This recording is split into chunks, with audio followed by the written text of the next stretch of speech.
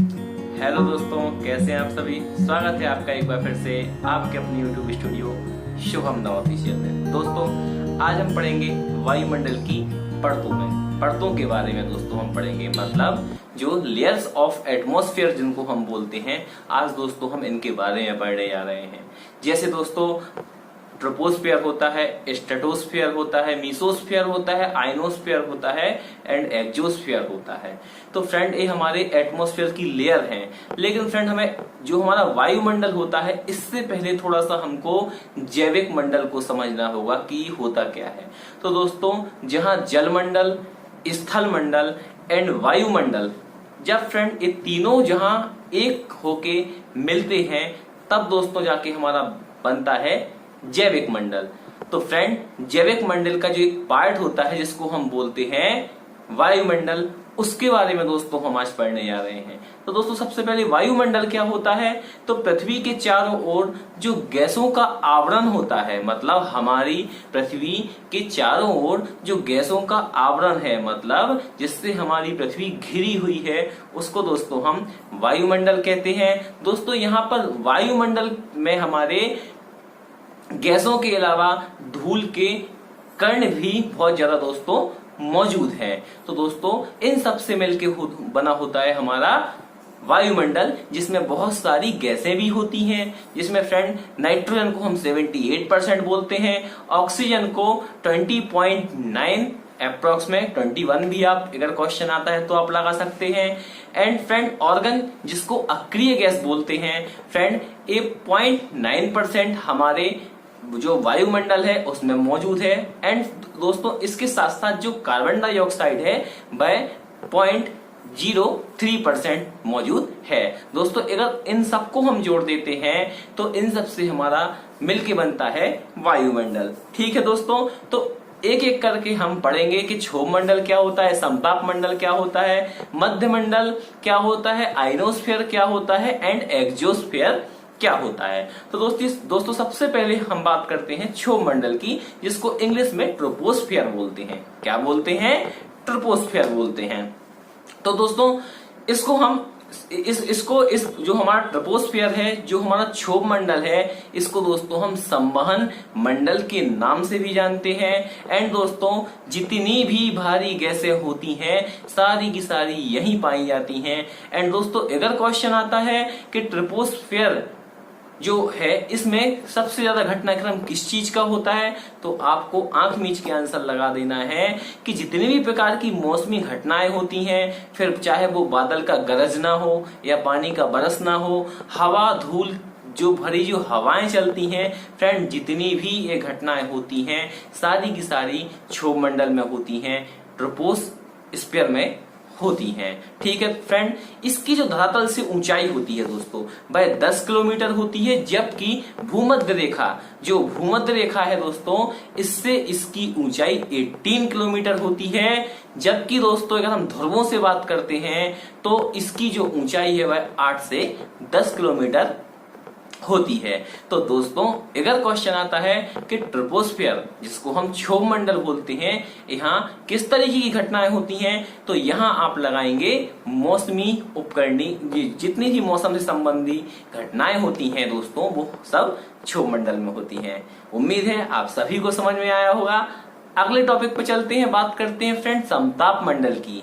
जी हाँ दोस्तों, इसको हम स्ट्रेटोस्फीयर भी बोलते हैं। ठीक है दोस्तों, यहाँ क्या होता है, यहाँ किसी भी प्रकार की दोस्तों मौसमी घटनाएं बिल्कुल भी नहीं होती है दोस्तों। इसलिए जेट विमान जो हमारे हवाई जहाज वगैरह होते हैं, जेट विमान होते हैं, इनके लिए बिल्कुल उपयुक्त जगह होती है दोस्तों यह उड़ने के लिए। तो अगर क्वेश्चन आता है कि स्ट्रेटोस्फीयर में किस तरीके की घटनाएं होती हैं या समताप मंडल में किस तरीके की घटनाएं होती हैं, तो इसका आंसर आपको वायुमंडल तथा जेट विमानों की उड़ान के लिए उपयुक्त इसका आंसर लगा देना है। फ्रेंड इसकी जो ऊंचाई होती है वह 12 से 50 किलोमीटर ऊंचाई होती है। एंड फ्रेंड इसी में समाहित होती है हमारी ओजोन लेयर, जिसकी कुल मोटाई दोस्तों 15 से 35 किलोमीटर की फ्रेंड यह जो हमारी जो ओजोन लेयर होती है फ्रेंड, करती क्या है, सूर्य से जो डायरेक्ट रोशनी हमारी पृथ्वी पर आती है, मतलब हम लोगों के ऊपर आती है, तो फ्रेंड इसके बीच में एक ओजोन लेयर होती है जो कि अल्ट्रावायलेट रेस को हमारी बॉडी पर आने से रोकती है। ठीक है फ्रेंड। अब फ्रेंड धीरे धीरे इसमें छेद होता जा रहा है। इसके बचाव के लिए हमारी सरकार ने 16 सितंबर को ओजोन दिवस भी हम इसके लिए मनाते हैं। दोस्तों इसकी जो ऊंचाई है वह 12 से 50 किलोमीटर की है। एंड फ्रेंड ओजोन जो गैस की जो लेयर होती है वह समताप मंडल में ही स्थित होती है। उम्मीद है आप सभी को मजा आ रहा होगा। दोस्तों आगे बात करेंगे मध्य मंडल की। तो फ्रेंड मध्य मंडल को हम मीसोस्फीयर बोलते हैं। क्या बोलते हैं? मीसोस्फीयर बोलते हैं। एंड फ्रेंड उल्का पिंड संबंधी जितनी भी घटनाएं होती हैं वह हमारे मीसोस्फीयर में होती हैं।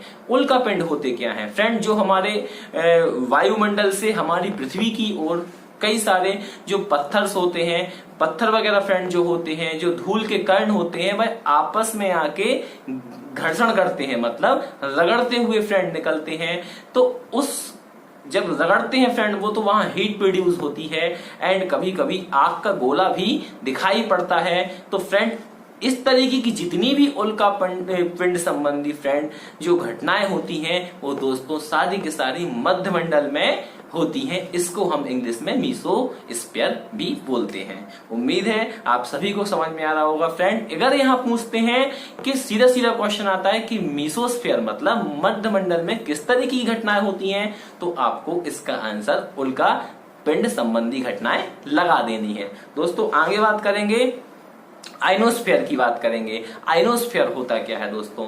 तो आइनोस्फीयर फ्रेंड इसमें क्या होता है, जो रेडियो तरंगे होती हैं या रडार संबंधी तरंगे होती हैं, टेलीविजन मतलब टीवी संबंधी या फिर टेलीफोन संचार से संबंधित फ्रेंड जितनी भी फ्रिक्वेंसीज होती हैं या जितनी भी रेडियो तरंगे होती हैं फ्रेंड, इसके लिए सबसे उपयुक्त प्लेस होता है आइनोस्फीयर। फ्रेंड इसकी जमीन से कुल जो ऊंचाई होती है वह 80 से 640 किलोमीटर होती है। जबकि फ्रेंड हम मीसोस्फीयर की बात करते हैं तो दोस्तों इसकी जो ऊंचाई है वह 50 से 80 किलोमीटर के बीच में रहती है। उम्मीद है आप सभी को समझ में आ रहा होगा फ्रेंड। बहुत ही इंपॉर्टेंट टॉपिक है, इससे कई सारे क्वेश्चंस निकल के आते हैं फ्रेंड, इसलिए थोड़ा मैं इसको डिटेल में आपको बता रहा हूं फ्रेंड। बहुत ही अच्छा क्वेश्चन है, बहुत ही अच्छा टॉपिक है। सिंपल सीधे सीधे पूछेंगे कि क्षोभ मंडल में किस तरह की घटनाएं होती है, समताप मंडल में किस तरीके की घटनाएं होती है। एंड फ्रेंड जो हमारा मीसोस्फीयर होता है, जो कि मैंने अभी आइनोस्फीयर के ऊपर बताया है दोस्तों, तो यहाँ पर जो तापमान होता है वह -100 डिग्री तक पहुंच जाता है। एंड फ्रेंड सबसे अगर वो क्वेश्चन पूछता है कि इन सभी लेयरों में सबसे ठंडा स्थान कौन सा है, तो आपको मध्य मंडल इसका आंसर लगा देना है दोस्तों, क्योंकि यहाँ पर -100 डिग्री तक टेम्परेचर हमारा पहुंच जाता है। उम्मीद है आप सभी को समझ में आ रहा होगा दोस्तों। इसी तरीके से मैंने आपको बताया है कि आइनोस्फीयर में भी फ्रेंड जो हमारी रेडियो तरंगे होती हैं, टीवी की तरंगे होती हैं, ये सब यहाँ पर इसके लिए उपयुक्त प्लेस होता है। एंड इसकी जो ऊंचाई है वह 80 से 640 किलोमीटर के बीच होती है।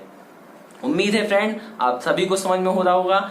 आगे बात करते हैं फ्रेंड एक्सोस्फीयर की, जिसको हम वायुमंडल भी बोलते हैं। तो फ्रेंड जो हमारा वायुमंडल है तो 640 किलोमीटर से जो ऊपर की ऊंचाई होती है फ्रेंड, इसकी 640 से जो अपर लिमिट है वो अभी डिसाइड नहीं हुई है, वो अप्रॉक्स में ही है। कई जगह फ्रेंड्स 640 से 1000 भी पढ़ने को मिलता है, लेकिन जिसका जो एग्जैक्ट है भाई किसी को पता नहीं है कि 640 से कितना अब और है। तो फ्रेंड अगर क्वेश्चन आता है कि एक्सोस्फीयर में किस तरीके की घटनाएं होती हैं, तो इसका आंसर आपको लगा देना है कि फ्रेंड जितनी भी हमारी हल्की गैसें होती हैं, जैसे हीलियम हुआ, हाइड्रोजन हुआ, तो फ्रेंड ये सारी की सारी चीजें एक्सोस्फीयर में उपयुक्त रहती हैं, यहीं पर पाई जाती हैं। इसके साथ साथ फ्रेंड जो हमारे सैटेलाइट होते हैं, फिर चाहे जियो स्टैटिकल हो या किसी भी प्रकार का सैटेलाइट होता है, चाहे फिर वो कम्युनिकेशन सैटेलाइट हो, सारे के सारे फ्रेंड जो हमारे सैटेलाइट वगैरह हैं